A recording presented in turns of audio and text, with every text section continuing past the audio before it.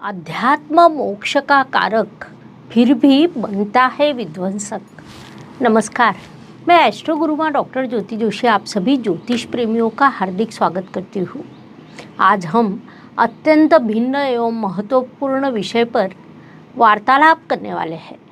वह विषय है केतु रहस्य। दिनांक 30 अक्टूबर को राहु और केतु यह दोनों ग्रह राशि परिवर्तन करने वाले हैं। राहु ग्रह मेष राशि से मीन राशि में और केतु ग्रह तुला राशि से कन्या राशि में प्रवेश करने वाले हैं। इससे पहले हमने राहु रहस्य और राहु परिवर्तन के सभी राशियों पर होने वाले परिणामों का अध्ययन किया। केतु ग्रह भी राशि परिवर्तन करने वाला है, इसलिए उसके भी परिणामों का हम निश्चित रूप से अध्ययन करेंगे। लेकिन उससे पहले आज के भाग में हम केतु ग्रह के संदर्भ में जानकारी प्राप्त करने वाले हैं। इस विषय का आपको शास्त्रीय अध्ययन के लिए बड़ा लाभ होगा, इसका मुझे विश्वास है। इसीलिए आज के भाग को अंत तक देखना ना भूलें।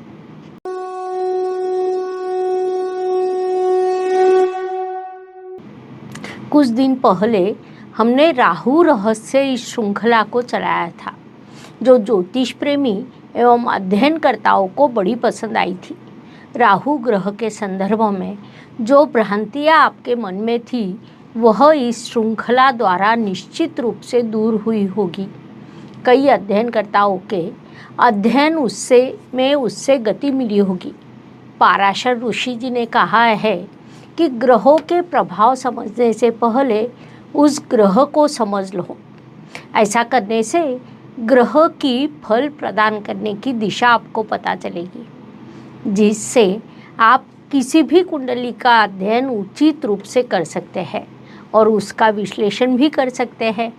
उसके लिए पहला पड़ाव कोई है तो वह उस ग्रह को समझना है।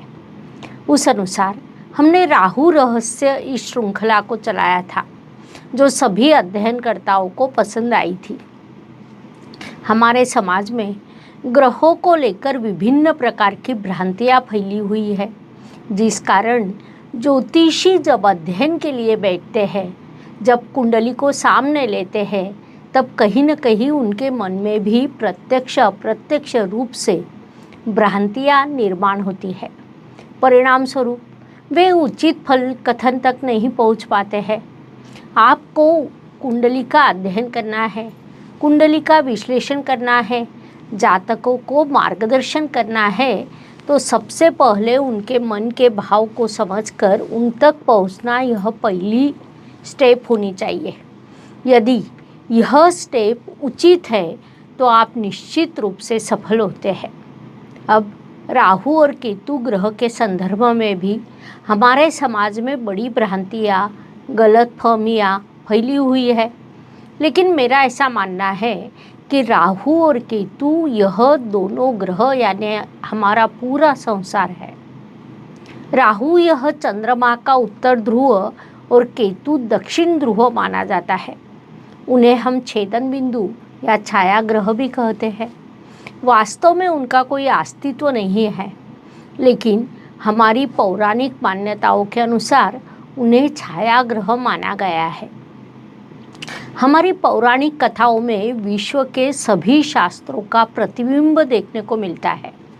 उससे हमारी संस्कृति देखने को मिलती है, इसीलिए उस पर विश्वास अवश्य रखना चाहिए। आज हम युवा पीढ़ी को जब मार्गदर्शन करते हैं, तब समुपदेशन के लिए जो मुद्दे आते हैं वे सभी हमारे धर्म ग्रंथों में बताए गए हैं। उस अनुसार हमारे ज्योतिष शास्त्र में भी कई महत्वपूर्ण विषय बताए गए हैं। मनुष्य ने जीवन किस प्रकार व्यतीत करना चाहिए, यह यदि कोई हमें सिखाता है तो वह हमारी कुंडली होती है। वह हमें जीने की दिशा देती है। अब कुंडली सिखाने का अर्थ क्या होता है? तो हर कुंडली में 12 स्थान होते हैं। कुंडली की वह रचना पहले से तय होती है। हर स्थान का अपना कार्य निर्धारित होता है। हर कुंडली में सभी ग्रह विराजमान होते हैं, अर्थात ऐसी एक भी कुंडली नहीं होंगी कि इस कुंडली में शनि देव नहीं है, इसीलिए उस जातक को शनि देव से परेशानी नहीं होगी। ऐसा कभी नहीं होता है। सभी कुंडलियों में सभी ग्रह विराजमान रहते हैं, केवल कुंडली के अनुसार उनकी एक विशेष रचना होती है। ग्रहों की उस रचना से फलों की दिशा स्पष्ट होती है। यह कुंडली में जीवन व्यतीत करना कैसे सिखाती है? तो कुंडली में विराजमान हर ग्रह हमें जीवन जीना सिखाता है। हमारी कुंडली में अगर रवि ग्रह उच्च अवस्था में हो तो हमारे पास विश्व के किसी भी प्रश्न का उत्तर होता है। कितनी भी विपरीत स्थिति निर्माण होने पर भी हम विचलित हो नहीं सकते। संघर्ष करने का एक सामर्थ्य ऐसे जातक में निर्माण होता है, जिस कारण साहस, आक्रामक क्षेत्र में कार्य करना उचित रहेगा, ऐसा हमें कुंडली सिखाती है। कुंडली में यदि चंद्रमा उच्च हो तो ऐसे लोगों की मानसिक शक्ति अत्यंत बड़ी होती है। वास्तव में कितनी भी विपरीत स्थिति क्यों न आए, ऐसे लोग मानसिक रूप से अत्यंत बलवान रहते हैं। वह भले ही अकेला हो, लेकिन प्रसन्नता से जीवन व्यतीत करने की कला वह साथ लेकर आता है, क्योंकि उसकी कुंडली में मन का कारक चंद्रमा उच्च अवस्था में होता है। इसी पद्धति से कुंडली में यदि बुध ग्रह उच्च अवस्था में हो तो ऐसा जातक किसी भी समस्या का समाधान अपनी बुद्धि से प्राप्त करता है। ऐसा जातक यदि हमारे पास आए तो उससे केवल इतना कहने की आवश्यकता है कि आप जीवन की किसी समस्या का समाधान केवल बुद्धि और वाणी से प्राप्त करने का प्रयास करें। कभी किसी से विवाद ना करें या अन्य कोई भी अनुचित मार्ग का उपयोग न करें। बुद्धि यह आपका सामर्थ्य है तो वह उस जातक के लिए अत्यंत लाभकारी सिद्ध हो सकता है। यदि किसी की कुंडली में गुरु ग्रह उच्च अवस्था में हो तो ऐसा जातक किसी भी समस्या का समाधान समझदारी से, ज्ञान से प्राप्त करने का प्रयास करेगा। सामने वाले को मार्गदर्शन करके भी उसकी समस्या दूर हो सकती है। उतनी शक्ति गुरुदेव से उस कुंडली को प्राप्त होती है। यदि कुंडली में शुक्र ग्रह उच्च अवस्था में हो तो पैसा कैसे कमाया जाए, पैसे का निवेश कैसे करें, जीवन में भौतिक सुख कैसे प्राप्त करें जैसी महत्वपूर्ण चीज़ों का ज्ञान ऐसे जातक को प्राकृतिक रूप से प्राप्त होता है। यदि कुंडली में शनिदेव उच्च अवस्था में हो तो ऐसा जातक न्यायाधीश होता है, बड़ा कर्म प्रधान होता है। किसी भी कार्य को बुद्धि से करना और सभी के साथ उचित न्याय करना, यह उसकी शक्ति होती है। उस शक्ति के बल पर वह जीवन में सफल होता है। संक्षेप में कहा जाए तो आपकी कुंडली आपको जीना सिखाती है। इसके विपरीत यदि यही ग्रह कुंडली में नीच अवस्था में हो तो किस चीज़ का ध्यान रखना चाहिए? मान लीजिए यदि आपकी कुंडली में रविदेव नीच अवस्था में है तो आपका आत्मविश्वास कहीं न कहीं विचलित होता है। ऐसी स्थिति में अपने आत्मविश्वास को बढ़ाना यह आपकी पहली आवश्यकता होनी चाहिए। अब प्रश्न यह उपस्थित होता है कि आत्मविश्वास कैसे बढ़ाया जाए? तो रवि का कारकत्व सूर्यदेव के पास है। पिताजी और पिता समान लोगों के पास रविदेव का कारकत्व है, इसलिए उस दृष्टि से हम उपाय कर सकते हैं। हर रोज सूर्य को अर्घ्य देना, जल चढ़ाना, पिता समान लोगों का आदर करना, उनसे आशीर्वाद लेना, उनसे सौम्य व्यवहार करना, ऐसे सरल उपाय उस पर बड़ा परिणाम करते हैं। यदि कुंडली में चंद्रमा नीच अवस्था में हो तो माता जी के साथ अच्छा व्यवहार करना अत्यंत आवश्यक होता है। चंद्रमा पानी का कारक भी है, इसलिए घर में अकारण कहीं पानी ना बहे, इसका ध्यान रखना आवश्यक होता है। चंद्रमा भावना का कारक भी है। यदि कुंडली में चंद्रमा नीच अवस्था में है तो घर में ठहरा हुआ अशुद्ध पानी कभी भी ना रखें। ऐसी छोटी छोटी चीज़ें करने से आपके कई प्रश्न कम हो सकते हैं। कुंडली में नीच अवस्था का चंद्रमा आपको कहता है कि आपने पिछले जन्म में पुत्र के कर्तव्यों को पूरा नहीं किया है, इसलिए इस जन्म में अपने सभी कर्तव्यों को पूरा करें। कुंडली में यदि बुध ग्रह नीच अवस्था में हो तो ऐसी व्यक्ति के लिए लड़ाई झगड़े में बोलने से अधिक शांत बैठना उपयोगी होता है, क्योंकि ऐसे व्यक्ति के बोलने से प्रश्न की गंभीरता और बढ़ जाती है। इसीलिए ऐसे व्यक्ति ने शांत बैठे रहना आवश्यक होता है। बुध ग्रह बंधुओं का भी कारक है। मामा परिवार भी बुध ग्रह से देखा जाता है, इसीलिए उनसे अच्छा व्यवहार करना हमें बुध ग्रह सिखाता है। अर्थात कुंडली हमें सिखाती है। उसके बाद कुंडली में गुरु ग्रह नीच अवस्था में हो तो गुरु समान सभी लोगों का आदर करना, उनका सम्मान करना, उनके लिए अनुचित शब्दों का प्रयोग ना करना अत्यंत आवश्यक होता है। पिछले जन्म में आपसे ऐसी गलती हुई होती है जिस कारण इस जन्म की कुंडली में गुरुदेव नीच अवस्था में होते हैं। कुंडली में यदि शुक्र ग्रह नीच अवस्था में है तो एक चीज़ आपने मुख्य रूप से ध्यान में लेनी है। आपने महिला वर्ग का सदैव सम्मान करना है। माता, बहन, पत्नी, लड़की, ऐसे सभी का आपने सम्मान करना है। आपकी पत्नी हो तो घर में उसके पैरों में सदैव चप्पल होनी चाहिए ताकि उसके पैर जमीन पर ना पड़े। उसका उचित ध्यान रखना, उसकी छोटी बड़ी सभी चीज़ों का ध्यान रखना, घर जाते समय खाली हाथ ना जाना, अर्थात पत्नी के लिए कुछ न कुछ लेकर जाना, यह चीज़ें आपके लिए अत्यंत आवश्यक होती है। यदि आप ऐसा बर्ताव करते हैं तो आपका सांसारिक जीवन अच्छा रहता है। कुंडली में यदि शनिदेव नीच अवस्था में है तो वे मेष राशि में होते हैं। उस अनुसार कभी न्याय करने में जल्दबाजी ना करें। मेष राशि आक्रामक अग्रेसिव होती है, जिस कारण जल्दबाजी में दिया हुआ न्याय गलत होने की संभावना अधिक होती है। इसीलिए शनिदेव मेष राशि में नीच अवस्था को प्राप्त होते हैं। ऐसी स्थिति में किसी से कुछ बोलने पर उसके लिए मन में अनुचित विचार न करें। विशेष रूप से ऐसे लोगों की मजदूरी के साथ गलतफहमी हो जाती है, इसलिए उनके संदर्भ में थोड़ी शांति और सौम्यता रखनी चाहिए। कोई भी प्रश्न निर्माण हो, पहले स्थिति को समझे और उसके बाद निर्णय ले। मजदूरी के साथ गलत व्यवहार ना करें। ऐसा बर्ताव करने पर आपका जीवन समृद्ध होता है। इसी पद्धति से राहु और केतु का भी महत्व है। वे भले ही छाया ग्रह माने जाते हो, लेकिन उन दोनों की एक बड़ी विशेषता है, वे दोनों एक दूसरे के बिल्कुल विरुद्ध है। मैं सदैव कहती हूँ कि राहु अर्थात अटैचमेंट और केतु अर्थात डिटैचमेंट होता है।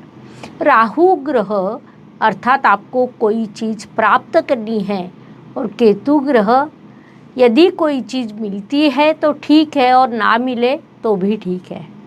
यह भूमिका केतु ग्रह आपको देता है। राहु ग्रह भौतिकता सिखाता है और केतु ग्रह आपको अध्यात्म सिखाता है।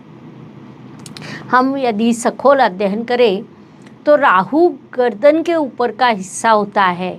नाक, कान, आँखें, बुद्धिमत्ता, यह सभी चीज़ें राहु के कारकत्व में आती है। कुंडली में राहु जिस राशि में विराजमान होता है, उस राशि के स्वामी की संपूर्ण शक्ति वह अपनी ओर खींच लेता है। इसके विरुद्ध स्थिति केतु की होती है। उसके पास कुछ नहीं है।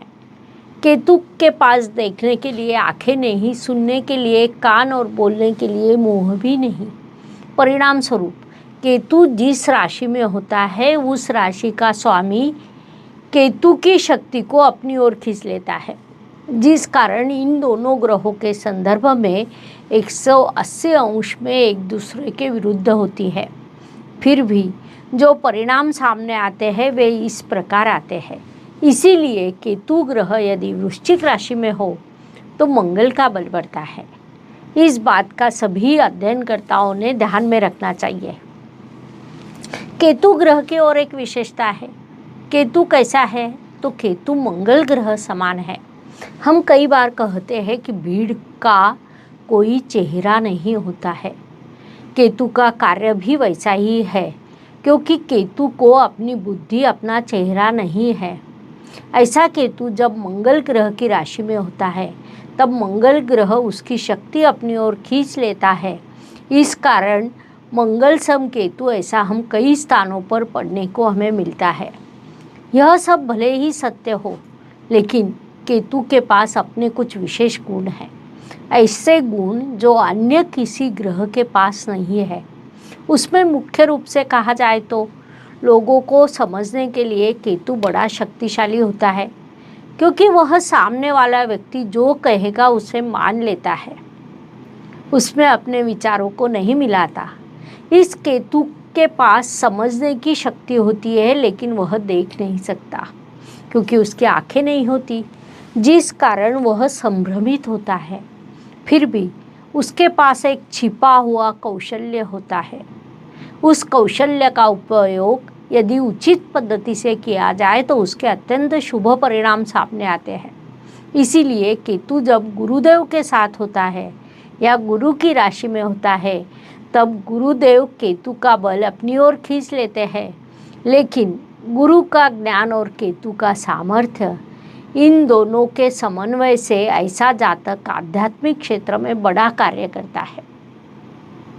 यहाँ एक और विशेष बात है कि केतु कौन सी राशि में विराजमान है, इस पर बहुत कुछ निर्भर करता है। जैसा हमने पहले भी देखा, केतु ग्रह अध्यात्म को दर्शाता है। धार्मिक या आध्यात्मिक जैसी चीज़ें वह कौन सी राशि में विराजमान है, वह कौन से ग्रह के साथ है, इस पर निर्भर करती है। धार्मिक होना और अंध धार्मिक होना, यह दो भिन्न चीज़ें हैं। मनुष्य जब धार्मिक होता है तब उसकी धर्म पर श्रद्धा निष्ठा होती है। धार्मिक चीज़ों को वह महत्व देता है, जीवन में अध्यात्म के पथ पर चलता है। इसके विपरीत केतु यदि बिगड़ा हुआ है, भौतिक चीज़ों के आकर्षण वाले ग्रहों की राशि में विराजमान है, तो अलग ही परिणाम सामने आते हैं। अर्थात वह शुक्र की राशि में विराजमान है और उसने केतु का बल खींच लिया हो, तो अंध धार्मिक या जिसे हम अंधभक्त कहते हैं, वे लोग तैयार होते हैं। ऐसे लोग कहीं भी बुद्धि एवं विचारों का उपयोग नहीं करते। बल उनमें होता है, लेकिन यह अंधभक्त केवल उसी पद्धति से रिएक्ट होते हैं। वे कभी भी एक्शन नहीं लेते। कभी कभी उनके रिएक्शन विध्वंसक हो सकते हैं। इसीलिए केतु यदि गलत राशि में गलत ग्रहों के साथ हो, तो आध्यात्मिक स्वरूप वाला केतु विध्वंस करने के लिए समर्थ होता है। ऐसी स्थिति में ज्योतिष अध्ययनकर्ता बड़े संभ्रमित होते हैं कि केतु का अर्थ अध्यात्म होता है, केतु अर्थात धर्म होता है, लेकिन वैसा नहीं होता है। हर कुंडली को उसकी राशि, उसका स्थान, उसके अंश नवमांश कुंडली की उसकी स्थिति केतु को व्यक्त करती है। अर्थात जातक धार्मिक है, भक्त है या अंधभक्त है। इतना ही नहीं, धर्म से निर्माण होने वाली गुनहगार प्रवृत्ति भी केतु निर्माण करता है, क्योंकि वहाँ केतु ने अपनी बुद्धि का उपयोग नहीं किया होता है। उसे जो राशि मिलती है, गलत राशि मिलती है, गलत स्थान मिलता है, जिस कारण सामने वाला व्यक्ति धार्मिक तो होता है, लेकिन धर्म का आचरण करते समय धर्म का वास्तविक अर्थ उसे पता नहीं होता। वहाँ उसकी मूल संकल्पनाएं गलत होती है, क्योंकि उसे अपनी बुद्धि नहीं होती, जिस कारण ऐसे लोग झुंड के रूप में सामने आते हैं और धर्म के नाम पर जो गलत चीज़ें चलती हैं, वे सब केतु के कारण होती है। संक्षेप में, कोई भी ग्रह पूर्ण रूप से शुभ या पूर्ण रूप से अशुभ कभी नहीं होता। वह जिस दिशा में कार्य करता है या जिस विषय पर कार्य करता है, उस विषय का छोर प्राप्त करने का सामर्थ्य उस ग्रह में होता है। तो ऐसा यह केतु ग्रह हमें कर्म की सूचना देता है। वह हमारे ऊपर दो पद्धतियों से प्रभाव करता है। वास्तव में हर ग्रह दो पद्धतियों से प्रभाव करता है। एक मूल कुंडली की उसकी स्थिति और दूसरा है गोचर द्वारा निर्माण स्थिति। ग्रहों के भ्रमण को गोचर कहा जाता है। ग्रह एक राशि से दूसरी राशि में प्रवेश करने को गोचर कहा जाता है। मैं सदैव कहती हूँ कि गोचर चंद्र राशि से देखना चाहिए। जब हम गोचर का विश्लेषण करते हैं तब 60% चंद्र राशि, 30% लग्न राशि और 10% रवि राशि से होता है।